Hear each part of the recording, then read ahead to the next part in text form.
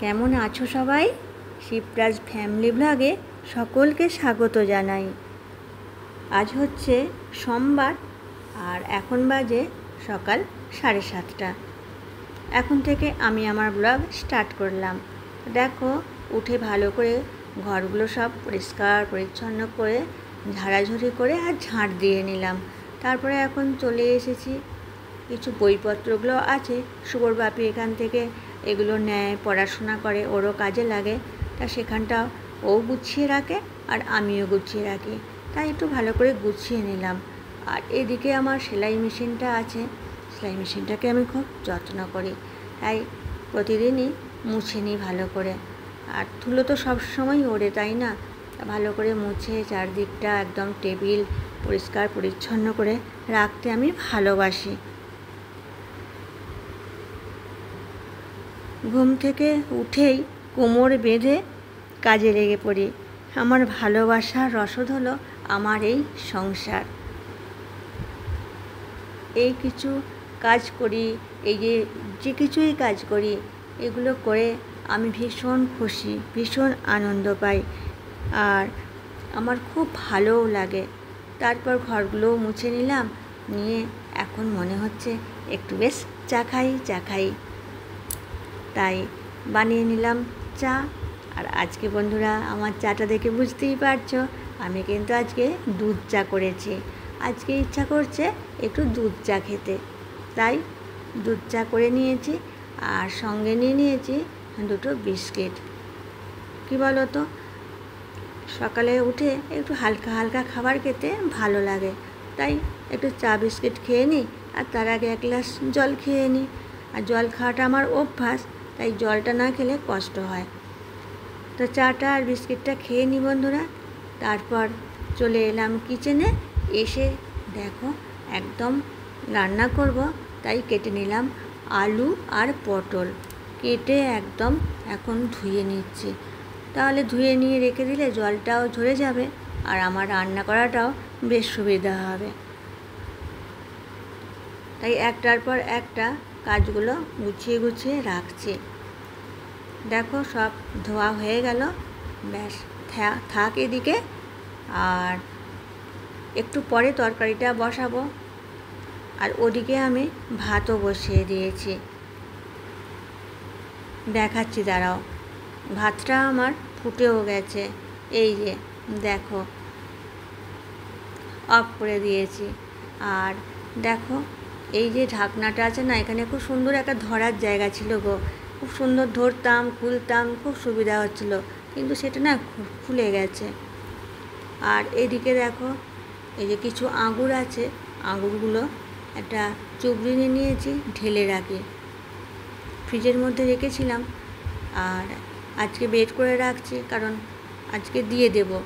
আঙুরগুলো দেখছি পেকে যাচ্ছে, এরপর পচে যাবে, তাই এই সময় খেয়ে নেওয়াই ভালো।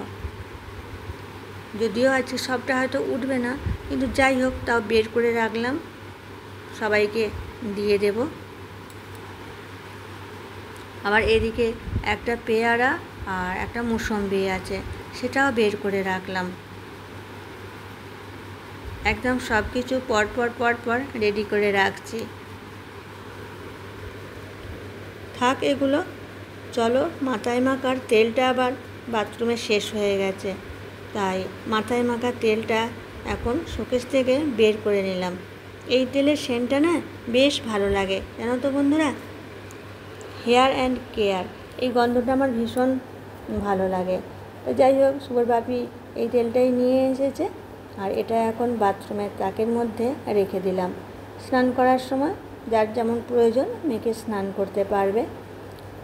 তারপর চলে এসেছি, এবার কড়াইও বসিয়ে দিলাম, তেলও দিয়ে দিলাম, আর রান্নাটা সেরে নিই। রান্না সেরে তারপর আমি স্নান করব। আর ঘুম থেকে উঠেই কোমর বেঁধে কাজে লেগে পড়ি। আমার ভালোবাসার আর ভালো লাগার রসদ হচ্ছে আমার এই সংসার।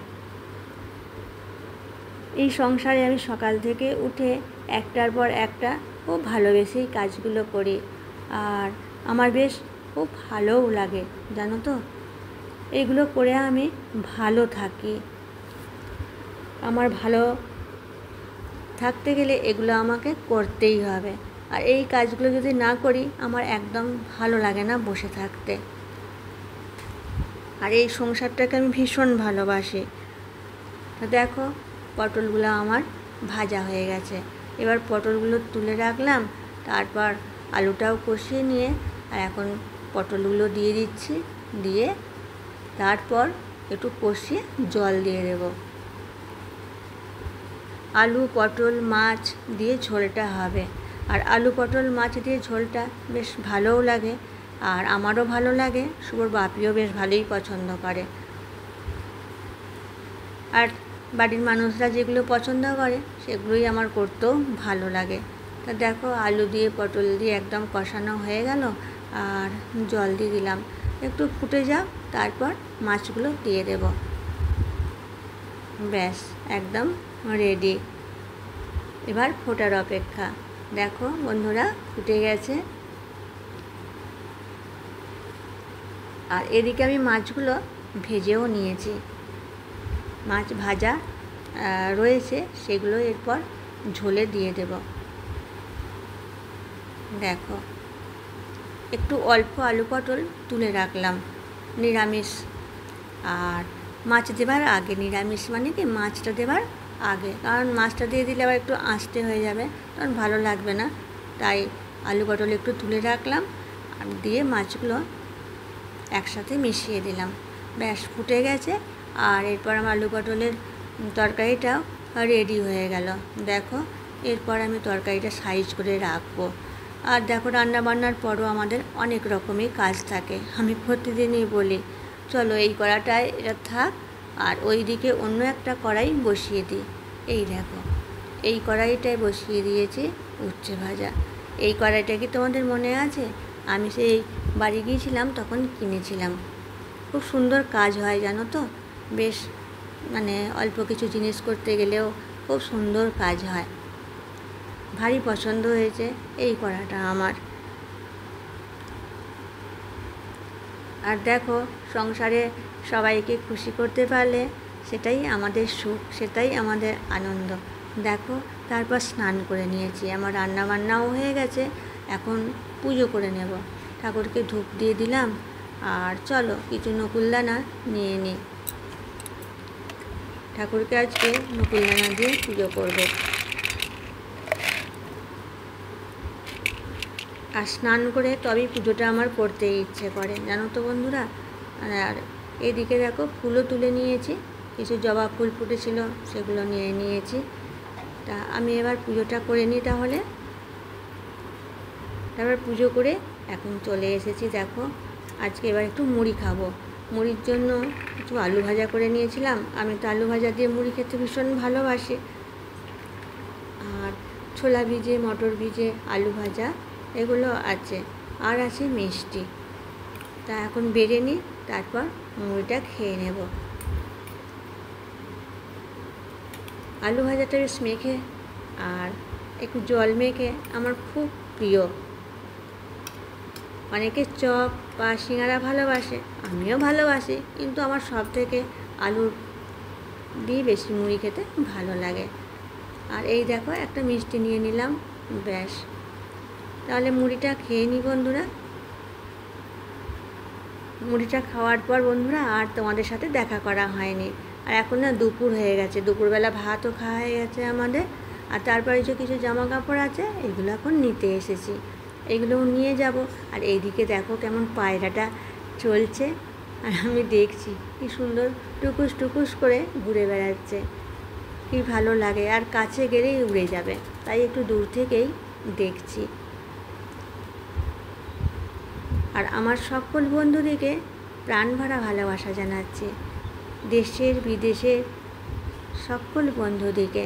তা দেখো ছাদে এসে একটু ছাদের চারদিকটাও একটু দেখতে ভালো লাগে, তাই চারদিকটাও একটু দেখছি। কেমন রোদ উঠেছে দেখেছো? ভালো রোদ উঠেছে আজকে। 2-1 দিন আগে বৃষ্টি হলো, কিন্তু আজকে প্রচুর রোদ উঠেছে। এই দেখো, আর আকাশটাও বেশ পরিষ্কারই আছে। আর বন্ধুরা, তোমরা যদি কোনো নতুন বন্ধু এসে থাকো তাহলে আমার চ্যানেলটি সাবস্ক্রাইব করে আমার পাশে থেকো।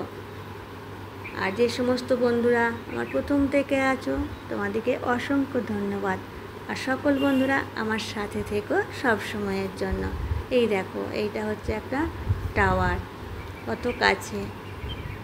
আর ওর ওপরেও জানো তো এক এক সময় হনুমান ওঠে, আশ্চর্য ব্যাপার। আর মানে আমি দেখি আর অবাক হয়ে যাই যে হনুমানরা সব জায়গাতেই উঠতে পারে। তো দেখো, বেশ একটু এসে গাছগুলোও দেখি, সবুজ গাছ, খুব ভালো লাগে। আর বন্ধুরা, আমার ব্লগ তোমাদের কেমন লাগছে আমাকে অবশ্যই কমেন্ট করে জানিও। আর ভালো লাগলে আমার চ্যানেলটি সাবস্ক্রাইব করে লাইক, কমেন্ট, শেয়ার করে পাশে থাকার জন্য অনুরোধ রইল। আজ তাহলে আসি, আবার দেখা হবে আগামী দিনে। সকলে ভালো থেকো, সুস্থ থেকো, সাবধানে থেকো। Tata, bye bye.